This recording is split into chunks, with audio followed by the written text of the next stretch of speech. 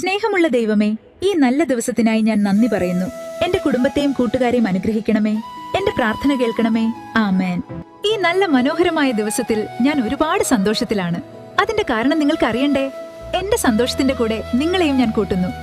ഇന്ന് മറിയേയും നിങ്ങളെയും കാണാൻ എന്റെ വല്യമ്മച്ചി വരുന്നുണ്ട്. ആ സന്തോഷത്തിലാണ് ഞാൻ. എന്റെ പുതിയ കൂട്ടുകാരായ നിങ്ങളെ എന്റെ വല്യമ്മച്ചിക്ക് എനിക്ക് പരിചയപ്പെടുത്തി കൊടുക്കണം. മറിയയുടെ പ്രിയപ്പെട്ടവരെ നിങ്ങൾക്ക് അറിയണമെന്നില്ലേ? അങ്ങനെയെങ്കിൽ മറിയോടൊപ്പം എന്നും യാത്ര ചെയ്താൽ എല്ലാവരെയും ഞാൻ പരിചയപ്പെടുത്തി തരാം. വല്യമ്മച്ചിയെ കാണാൻ എനിക്ക് ഒരുപാട് കൊതിയായി. എന്നോടൊപ്പം എന്റെ മിന്നുപൂച്ചയുണ്ട്.